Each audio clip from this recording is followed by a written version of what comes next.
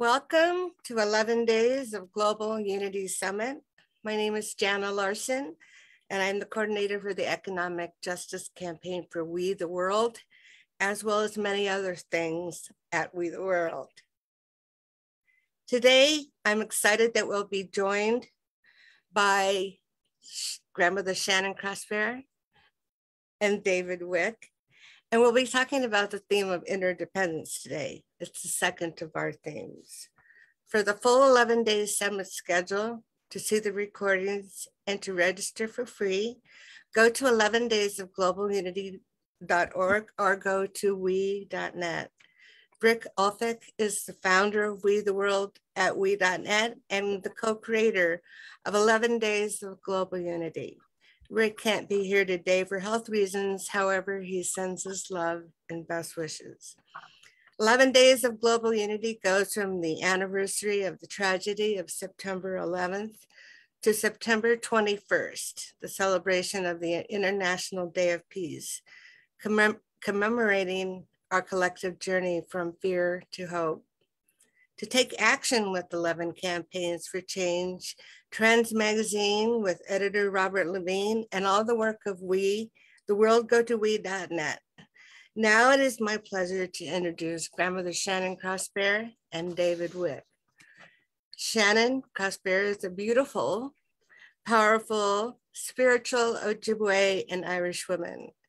She is an enrolled member of Fort William First Nation of the Lake Superior Ojibwe, which is located in Ontario, Canada. She has lived on the shores of Lake Superior for the majority of her life and currently resides within the boundaries of the United States in Upper Minnesota. Wabagones, her given name. She is a daughter, sister, mother, grandmother, and I think great-grandmother? Great-grandmother, congratulations. And she has been a storyteller for an audience of relatives and friends for many years. Her purpose is to demonstrate and promote gentle healing. She expresses her commitment to healing through her business, Strong Heart Resource Development. Conditions within Shannon's family of origin and community cement her commitment to improving conditions for children, their families, and communities. And David Wick has held the vision and values of personal and societal evolution to our highest and best. He currently serves as president of Pathways to Peace. He's immediate past president of Rotary E-Club of World Peace, and he is currently executive director of the Ashland Culture of Peace Commission, where he now lives. He has also been very involved in executive and management training and organizational development consulting experience with major corporations. And today, we both will be talking about interdependence and most likely as it is related to unity and peace, because it is that theme that involves everything. And David, let's start with you. You have some slides. Well, thank you very much. I'm delighted to be here with both of you, and also Rick, wherever you are, Rick. Rick and I have known each other for years and years, and been down the peace pathway in the beginning of We, and it's a delight to be here with you. And today, talking about the focus on interdependence, which is on one hand, we go, well, of course, you just thought, yeah, great, let's talk about that. On the other, it's a tough subject. It's a tough subject to understand on one hand, but to live. How do we live that? So I have some experiences I want to share from each of the organizations that you mentioned along the way. Some of the things that we talked about, that we essentially teaching, learning opportunities and experiences, and how that reflects upon interdependence. And so I kind of would like to walk through some of that, each organization at a time, and then stop and then have a conversation with Grandma Shannon and yourself, Jenna. So let me go to screen share if I may. And here we go. Bring this up. And so essentially, with this slide, it really, to me, it really says it. The interdependence, the yin yang of life that we live day and night, but it's all interdependent. We live in a complex world. We live in a world of duality, of the light and the dark, and you go through all the different dualities. But basically, this is what we're here to talk about. And this is one. There are many, I say, different levels and different ways of understanding interdependence.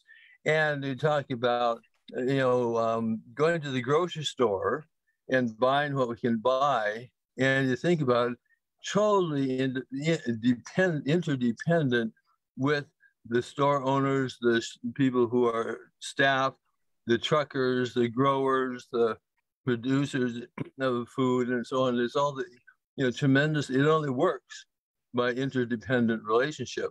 It also goes to another level, or I would say many levels, and Grandma Shannon certainly will share with us, to a deeply spiritual level. They talk about, astrophysicists talk about what we're really made of stardust.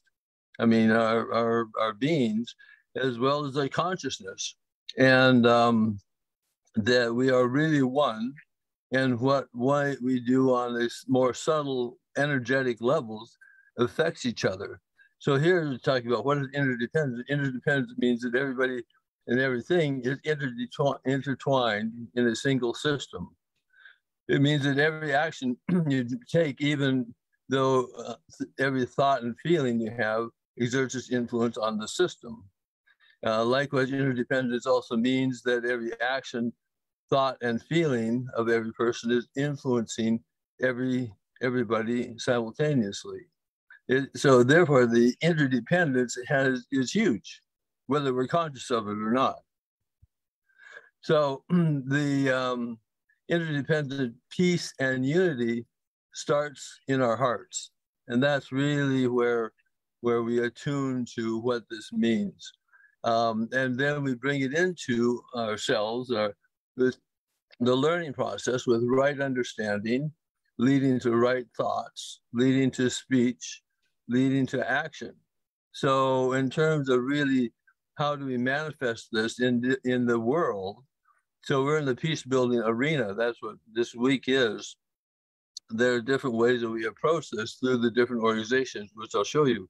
So I'm going to talk about Pathways to Peace, the action, where I started in 1980 with the founder, Avon Madison, who passed this last October, deeply involved with many, many aspects of Pathways to Peace. From that, moving to Ashland, Oregon, and with my partner Irene Kai, we manifested and began the Ashland Culture of Peace Commission. And that's bringing I'll go into that later on. And then to the Rotary E-Club of World Peace. So fundamentally, with Pathways to Peace, this is, from Avon Madison, this gives you a perspective that acting in concert, we do make a difference in the quality of our lives, our institutions, communities, and our planetary future. Through cooperation, we manifest the essential spirit that unites us amidst our diverse ways. So that's unity, our diverse ways. We have diverse ways in this physical world. And so that's at the heart of the Pathways activity. So that's the cornerstone. Another was that Pathways, in particular through Avon Madison, worked at the United Nations in 1981 to help formulate and inspire the International Day of Peace. So Pathways was part of the founding of the International Day of Peace in 1984, brought out the first example of a citywide, actually worldwide, example of the International Day of Peace in San Francisco in 1984. So this was really, bringing people together. What do we look like? Unity, unifying, interdependence. That was one powerful example, and now hundreds of millions of people are engaged with this worldwide. Another teaching visual, which has been very powerful, is the peace wheel, the Pathways to Peace wheel. We're showing that law, habitat, education, business, culture, science, environment, religion are all intertwined, interconnected as a whole. And this also has different levels to it, different levels of consciousness. But that's the fundamental of saying that. So this helps a lot of people see, okay, this is what we're talking about, peace and peace building, but it is how it all weaves together and hugely around our environment and Mother Earth. Another teaching, which is very inspiring, I won't read it all, but it is a peace card, and that came from Pathways and very much from Ava Madison. And the beginning, I'll just read a couple. Imagine a world where government respects the human rights of all their citizens and settles disputes by the rule of law for the common good. Imagine a world where all people have food, shelter, and access to medical care, and children are born into and raised by healthy families and communities, and so on. So it's really bringing to mind, bringing to our understanding what it looks like to live in unity, what it looks like to really have a healthy environment, a culture of peace, essentially.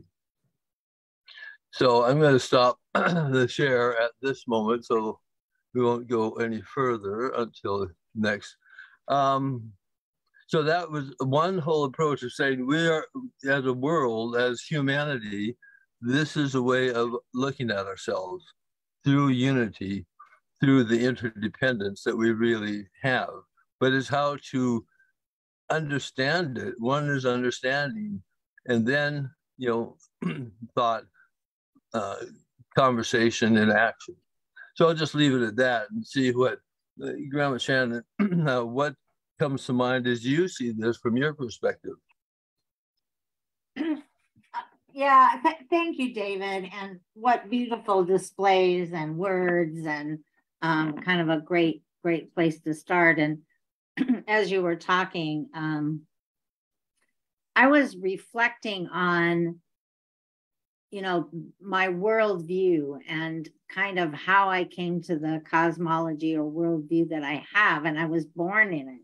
So when you think about interdependence, I don't think it's something like in my own mind, I have to learn about interdependence, because it was so much a part of everything that we do, the way that I saw the world, even to the point of, I was having this conversation with one of my relatives. We went out berry picking over the weekend, and and we were talking about our understanding of God or higher power or spirituality. And we always go back to our language, and people think that we're saying, creator, but we're not saying it in the same way that is thought of with kind of the majority of organizing around those spiritual practices or religions, but rather it really translates to the spirit that moves through all things, that oneness that you talked about, that is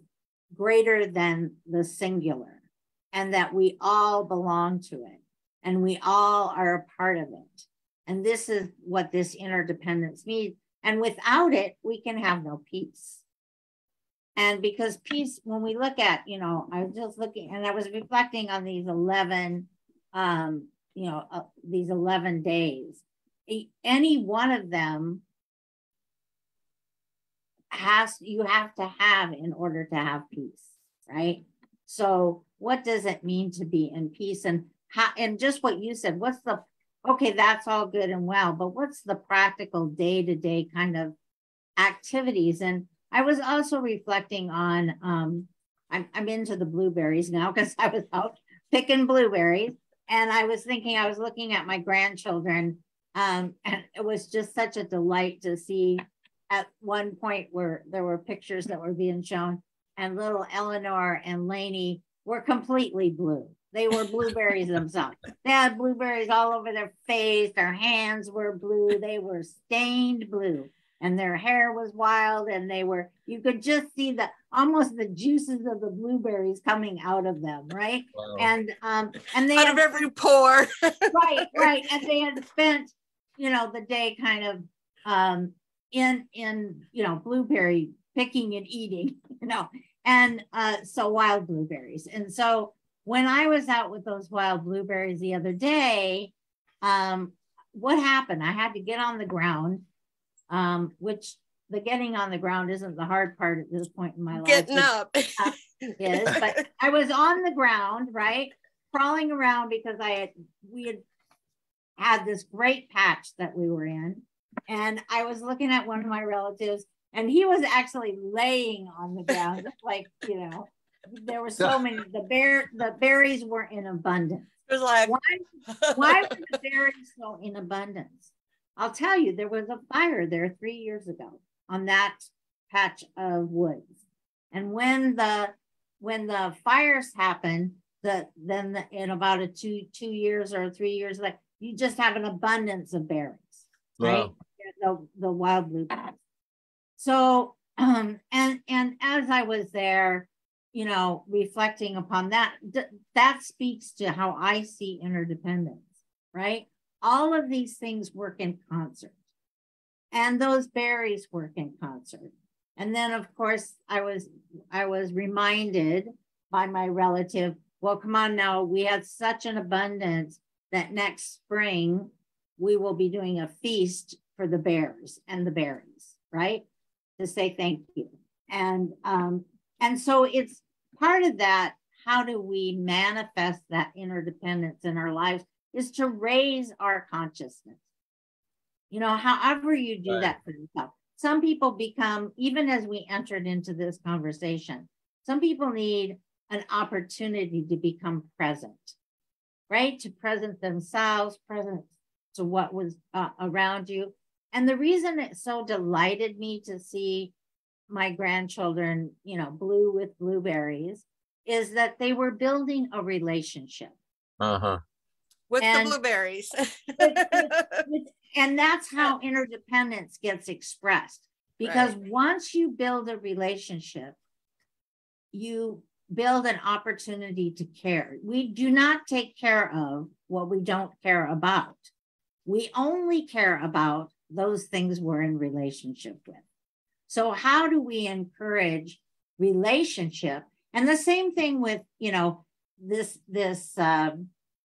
when you think about, one of the things that I kind of honed in on was this idea of, but difference and diversity, and actually celebrating it, not only celebrating it, but understanding it is core and essential to our being, right? It's the diversity. It's the fact that my friend can do what I cannot, that really leads to this interdependence of why we go to the grocery store and we end up with the food that has been produced by somebody else because we're doing something else, right? To add to that. But at its very core, for me, it's all about how do we, there's only two ways to approach things. One is supportive of life and one is not. One to support life and one is not. Two pathways, right? Two pathways. And when you're supporting life and you're thinking about it in the interdependence kind of way, and we're all related, it is not subject just to human beings, right? That's our silly ego thing, but it is in everything, right? Everything, all of life. Right. So when we begin to support one area of life, whatever it is that kind of you already have a relationship with and you encourage that, then it cannot help but affect everything else. Right. So if my primary relationship, you know, that if once we have a relationship with the earth, we care about the earth, right? We understand it not just in the resource taking, but the resource sharing. Right. The laws of nature, the laws of reciprocity are so, that's another part, I think, of the interdependence that sometimes gets missed. Like, why is it, you know, you all see the movies, you know, it's been done, you know, where the person gets the deer and, you know, says the prayer over the gift of their brother. But it's so much more than what people really have an opportunity to understand. It is that sense of reciprocity, that thank you and exchange. What is it that I can, maybe all I can give you is my care? Not all. All I give you is my care, right? And gratitude. That's what John Right. Reamer was bringing up about the whole thing. It's the concept of gratitude. Right. And however it's expressed. Yeah, raising your consciousness about it. I'm drinking this water, you know, and I say the words that I've always said is, you know, Jana, water, I love you, water, I thank you, water, I respect, right? And in that process of acknowledgement, right, comes, and that has to do with healing. We're always going to have what I call values bumping, right? And that doesn't mean that your value is wrong or my value is wrong. There's no, I take a little bit of exception with the word right, because it's right. Yes. There's going to be values bumping. And that doesn't mean that my value is right and your value is wrong, but just that because you can have wonderful values and they still at some point in time bump up against each other, right? They bump up. So being able to acknowledge that and understand that and respect that, you know, it just brings us to a whole new place. So how do we teach it? How do we embed it? That's another thing. If we're going to change the way that we're doing things, when I say that, I mean in a global way, right? Yep. Is that we have to affect those things that you had on that wonderful visual where you say, yes, it's health, it's well-being, it's, you know, it's education, it's justice, it's all of these things. And quite a few years ago, in the 80s, in fact, I was working with a group of grandmothers in Ontario, and they had been charged by the government there was a charge to have the Indigenous population look at violence in the Indigenous communities. And the grandmothers came in and they said, we're not going to do strategies on violence in the Indigenous. What are you talking about? We're going to create a healing strategy. Right on. And when they did that healing strategy, the report that came out was called Breaking Free. And in that healing strategy, they looked at all of those domains. How do we do that in education? How do we do that in justice? How do we do that in the health realms, physical, mental, emotional, and spiritual health? How do we do that in all of these different domains in a holistic way? Because that's what's going to then impact these other outcomes that are happening in our communities. And I see that we're along that path, right? Reclamation of language, how we talk about things affects, you know, because the very first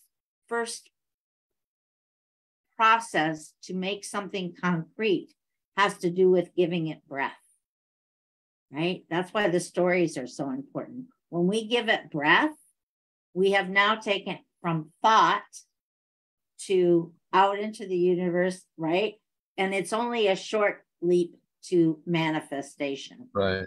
So that's why it's so important that we use our words in a good way, and all of those kinds of things, because that's what's going to be the first step in manifesting that.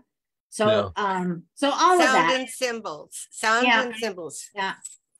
So all of that was a lot, but thanks for listening and giving me a chance to articulate. Oh yeah. Well, what you say is absolutely beautiful, and so right on. And I think what I really responded to and heard is the interdependence is experienced by relationship. Because, and I was talking with somebody recently, and just saying the key to so much, not everything, but so much is relationship.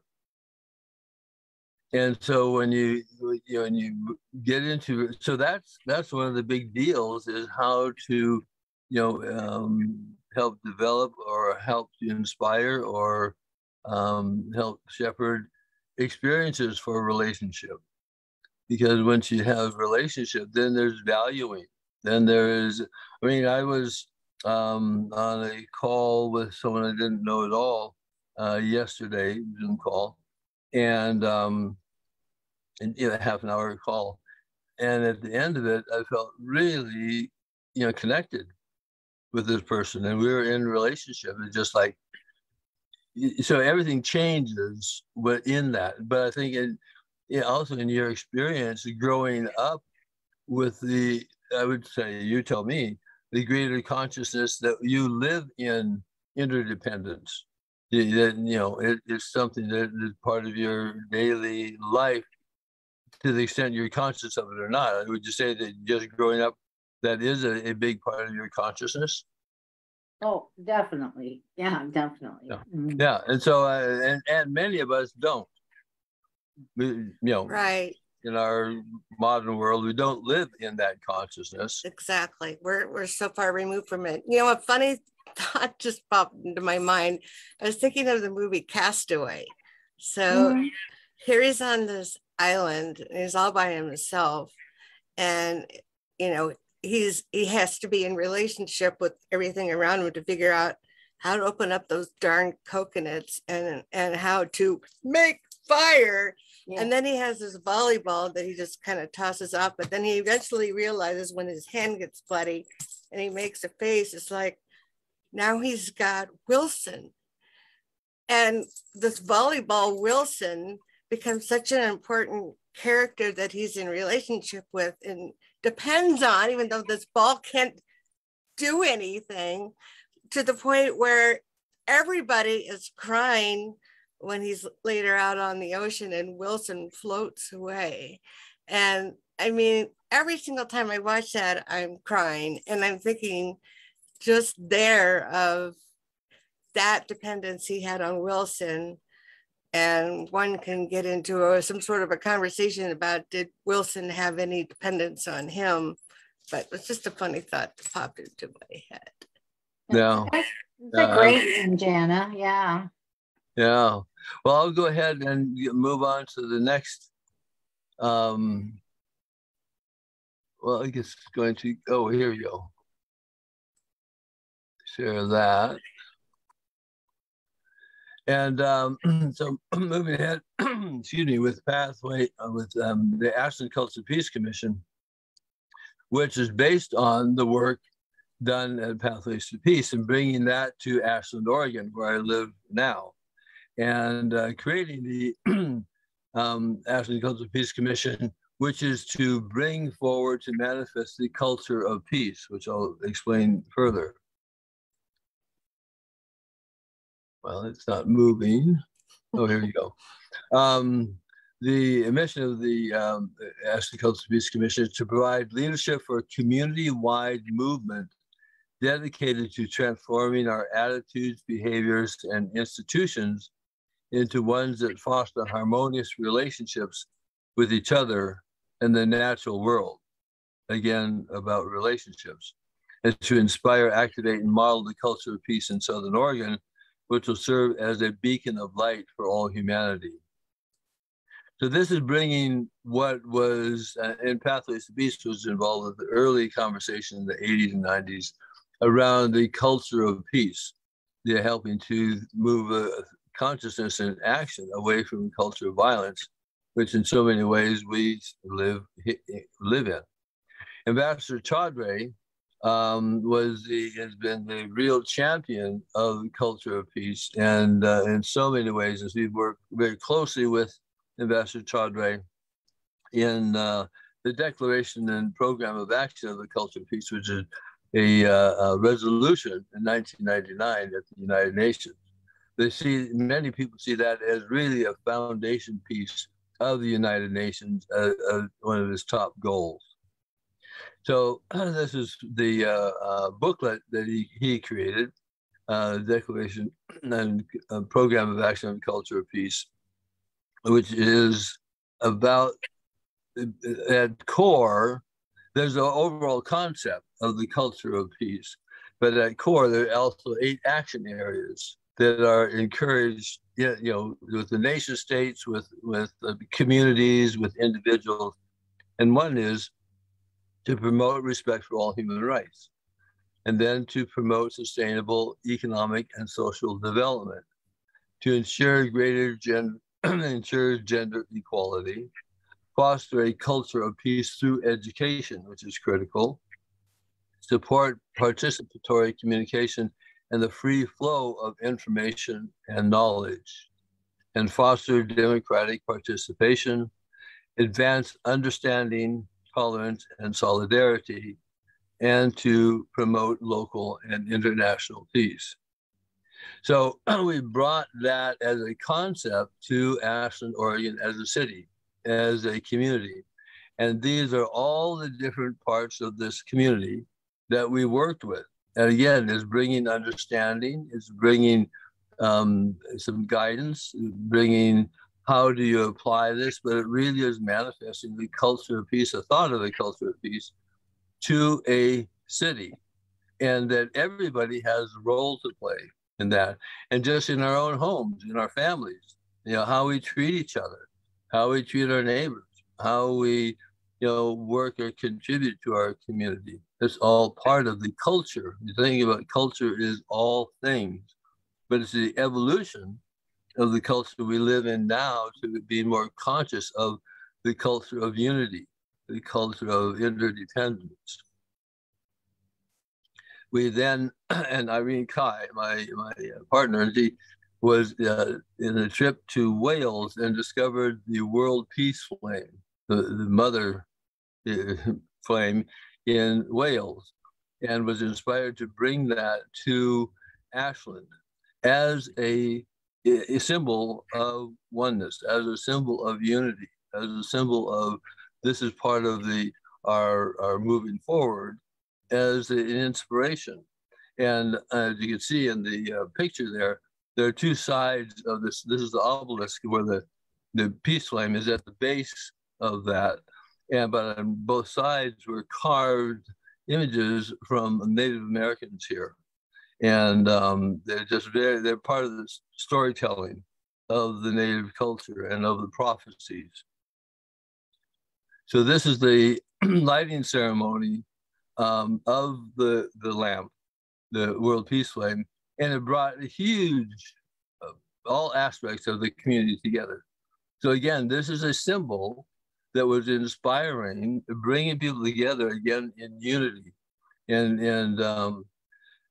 there's a whole big story behind this. And the across the street, that's the lamp, the oil lamp. And across the street is the Ashland Middle School, and the class, we worked with the class, and the students became the flame keepers. And that every Friday, they would refuel the lamp, keep it clean, take care of it, and they became the flame keepers. And it has a huge impact on students and their thinking and how they saw themselves, and they were inspired by saying, my gosh, we can contribute to world peace, and also seeing how they live and function in their own families. And so this also goes to the very core of United Nations with UNESCO. This is a culture of peace. The UNESCO preamble tells us that since wars begin in the minds of men, it is in the minds of men that the defenses of peace must be constructed. In keeping this with this mission, UNESCO began the Culture of Peace program, and it saw the potential of the program to become a global movement, which it has. The Declaration of Culture of Peace was eventually adopted by the General Assembly in 1999. But again, the core of it's in our minds, it's in how we think, that our actions come from that. So I will leave that at this point. And so this was, again, manifesting on the community level, the concept of culture of peace, and working with all the different departments, and working with the police department and the chief, who we had very early on, the commissioners. So this is a citizens commission. At first we thought it was going to be part of the city government, and thought, then we soon saw, no, there's huge restrictions to doing this. So it's a citizens commission, bringing in the key people, and it had just significant impact. And the police department brought on a program that we inspired, Police to Peace. And they have peace officer decals on their cars and on their badges and so on. So anyhow, that's another approach to, again, bringing to consciousness around unity. And yeah, so that's what we're doing. I mean, so many NGOs, nonprofit organizations, look at what we does in so many ways. The different programs. Look at what we're doing for the 11 days. Is raising awareness, inspiration. So I'll leave it at that, and just thoughts from Travis, Shannon, and Jenna. Thank you, David. Shannon, what are your thoughts? Well, yeah, I was, again, it's the way my mind works, but I was thinking about what you were saying. I kind of honed in on the police, because we've had such an experience the last few years of raising people's awareness about how that hasn't been, our current systems have not been helpful. And so I was thinking about something somebody said to me the other day about, again, it goes back to that language, that even calling them peacekeepers is a difference, but we're not in peace, so they can't be peacekeepers quite yet. So then I was thinking, what if we started to refer to them as peace promoters, right? Because we're still working on that. And it got me to thinking about things like the Great Peace. Like we've done a lot of work in our indigenous communities around peace, like prior to our colonization, and kind of looking back at knowing that we're going forward, but looking back to say, what can we take the best of what we knew and how we were able at times, not always, constantly, we had our own, conflicts, but how were we approaching the peace? And that's the way it was referred to, even in the language. It was called the peace. The peace. And the keeping of the peace. And what did that entail, right? And what things were core and necessary in order to promote and then to be in the peace, right? So not that I have any answers, but my reaction to that, is yes. And the more we know, the more we can employ that, right? To really think about it. But also, yes, in our families, I just was on in a conversation earlier today with some Native youth who were involved with justice systems, right? And so the question that was being posed to these young people was, what have you found most helpful to engaging you? Engagement was part of what you talked about. What was been most helpful in engaging you and then keeping you engaged, right?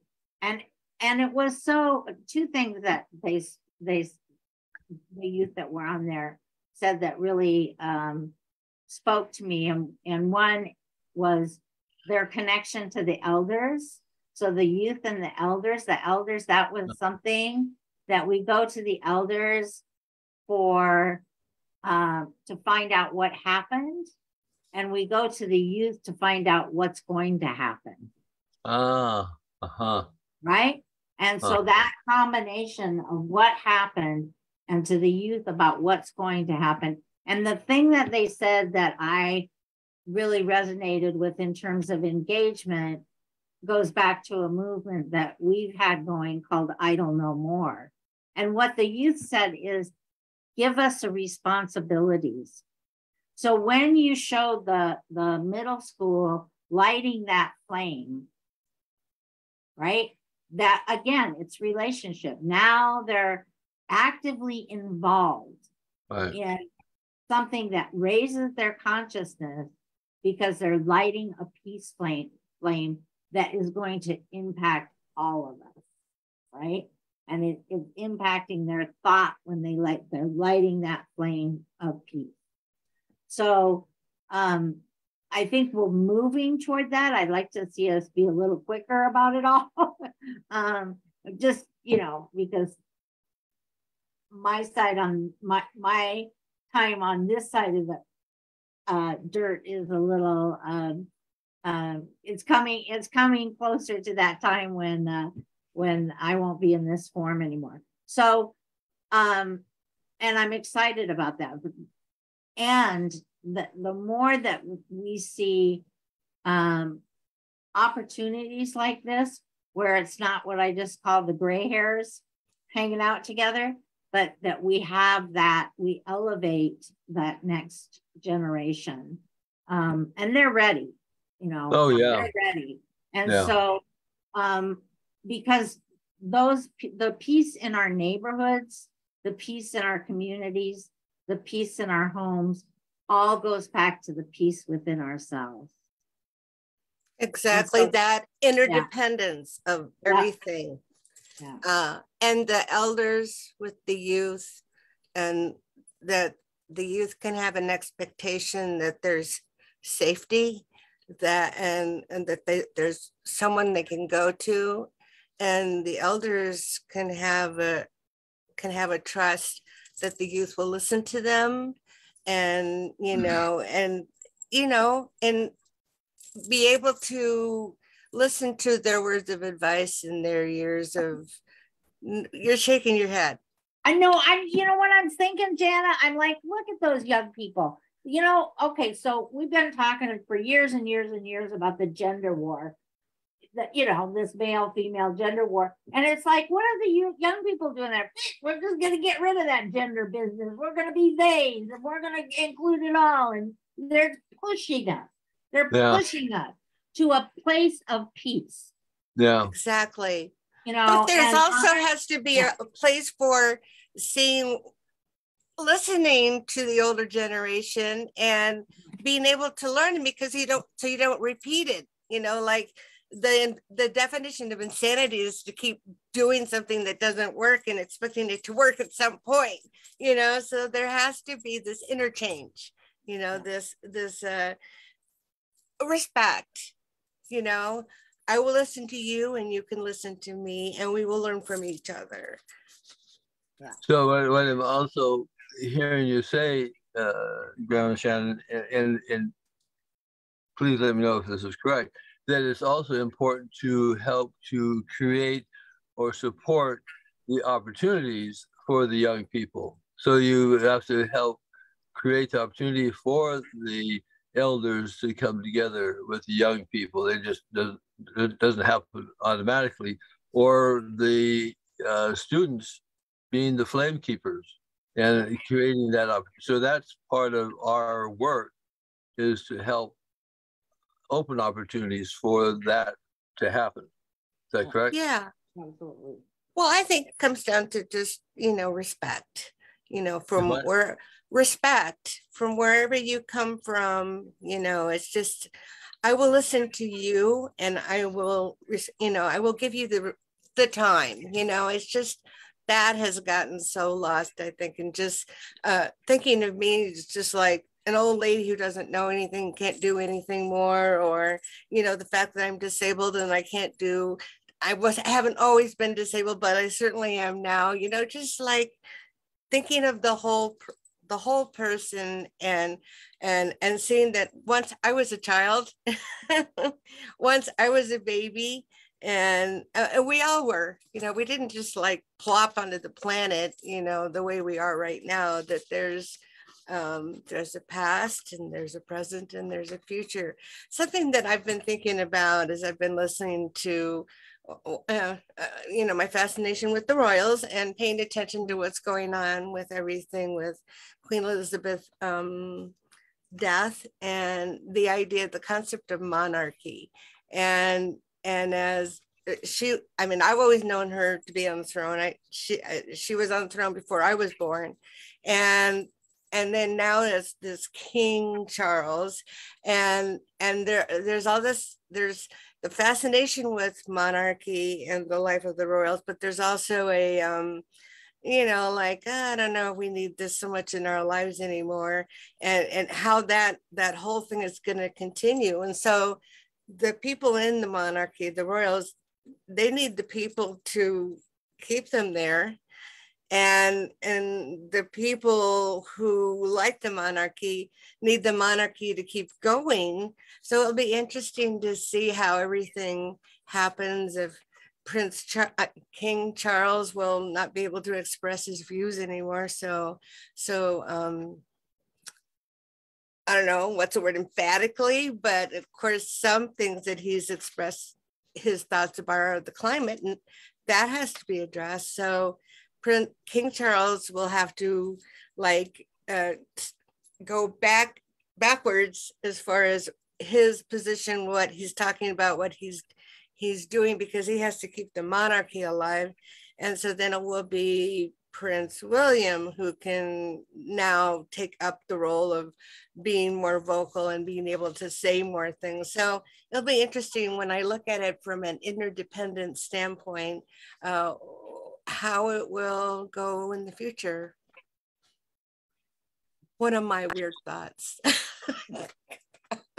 Yeah, well, it's another part of our world that the evolution of it, and the interdependence is interesting, and how they also rectify from the history and all the things that have happened, and move forward in a more conscious manner, and what's going to change. So well, yesterday was all about seeing the coffin, going through the streets, the Royal Mile in Edinburgh, but it was also, we were talking about September 11th and the plane hitting the Twin Towers, and it's just like, pretty momentous times that we were able, that's happening at the same time. Usually it's not. I don't remember what happened as far as what we were watching on the news last year, but it's certainly, is momentous times. Everybody can remember. I mean, I can remember where I was when Elvis died. I can remember what I was doing. I can remember what I was doing when the Twin Towers were hit. And I can say I can remember what I was doing when I heard that Queen Elizabeth died. I was actually on the phone with Audrey Kitagawa, and we had a moment to talk about that Audrey said, it's just talking about it, and it's two women talking. I was like, geez, here 2 days ago she was greeting the new prime minister, and she was dressed up, she's wearing her purple kilt plaid skirt, because she liked to wear them. She has makeup on, and Audrey says, and she but she's had pantyhose on, so I was thinking, yeah, I mean, I didn't even, wasn't even thinking along those lines, but that's something that women would notice, the struggling with pantyhose to be presentable, to meet the prime minister. I just thought that was a hysterical conversation. Well, thank you. I'll go ahead and to the last segment here. Sure. And okie dokie. So this last year, I was the president of the Rotary E-Club of World Peace, and how I got there was I was invited in 2018 to make a presentation about the Ashland Cultural Peace Commission. And the Rotary E-Club of World Peace was created in 2016 after a Rotary World Peace Conference, and to keep all these incredible people together and to promote, the whole thinking about peace and peace building within Rotary. So it's a virtual organization, meeting once a week, and it has members across the country and internationally. And it's an incredible group of people. So I was invited to come in, become a member. I did, and I was invited to be president last year. And it really is, Rotary is a phenomenal organization, as it truly is dedicated to service around the world. And there's 1.4 million members in 200 countries around the world. So it really has a global reach. And part of my getting involved with it was having this capacity of building greater peace building and unity awareness around the world. So a couple of things about this is the mission that they have is together we see a world where people unite and take action to create lasting change across the globe, in our communities and in ourselves. And this is a cornerstone which was created with one of the founders, I think it's 1915, something like that. It's a four-way test. And this is a key part within Rotary. And which is, all many clubs say it every time they meet, but it's really a fundamental one is the four-way test of the things we think, say, or do. Is it the truth?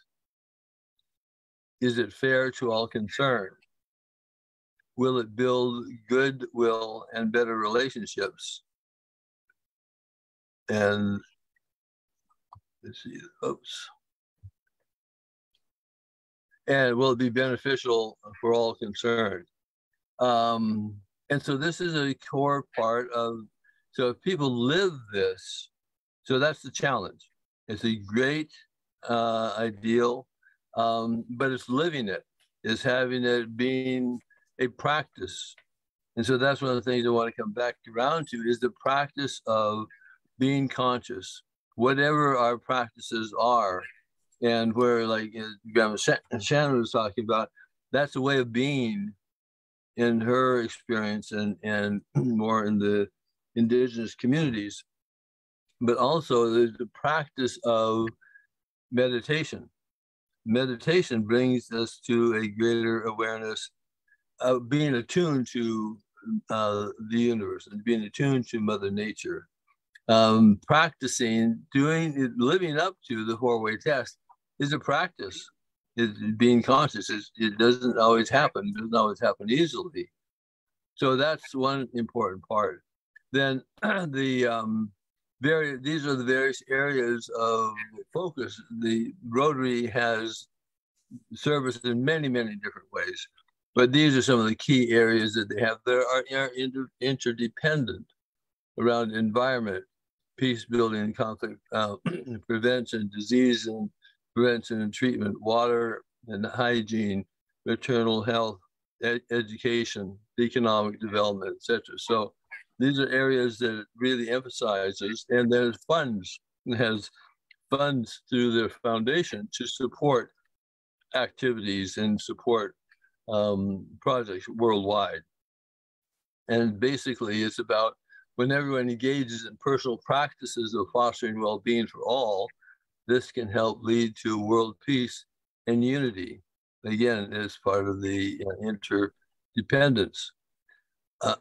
So it's really, and there's many things that the Rotary at large does, which is very positive. And Rotary was on the leading edge of the polio eradication, almost complete polio eradication around the world for years.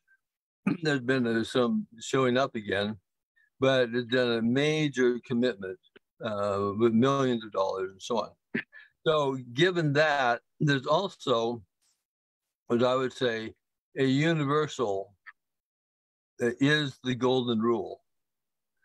And the golden rule is do unto others as you would have them do unto you. That's been with us for how long? Thousands of years. And it is part of every major spiritual tradition and practice. And I've got a whole list of, they all say very similar kind of things. I won't read them through right now because of timing, but again, it's the golden rule. How simple is that?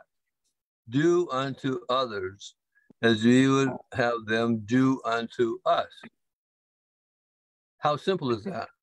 But at the same time, how do we live it? How many people really live it, are conscious of it?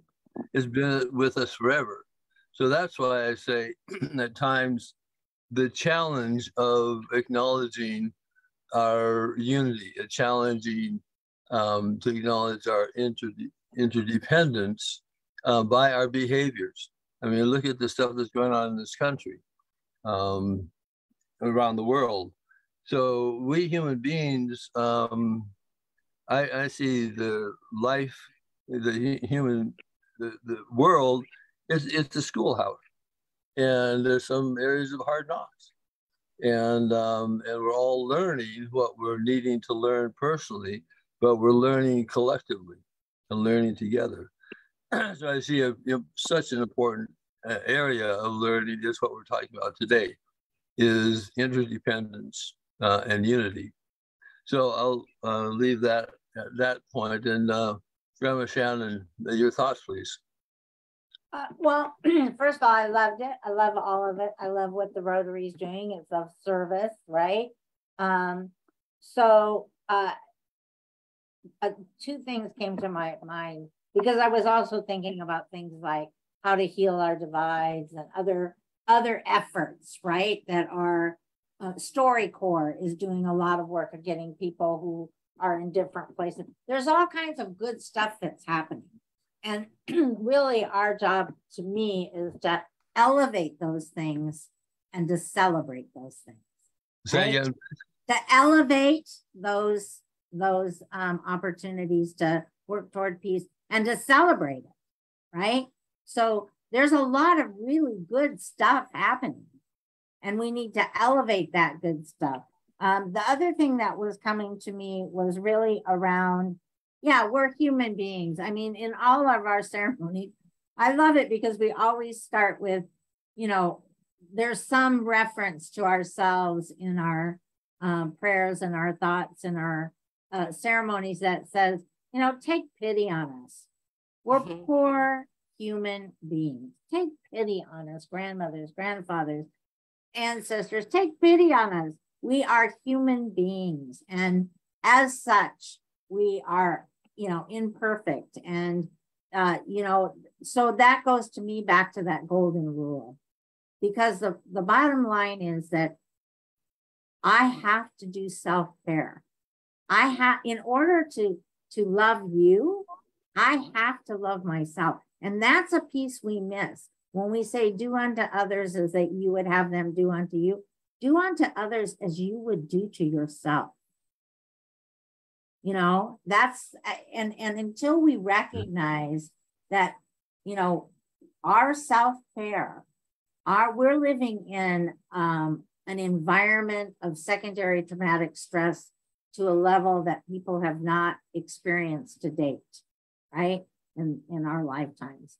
And so the level of the current trauma coupled with the historical trauma has led us to a place where that self-care is not the conversation that happens at the end.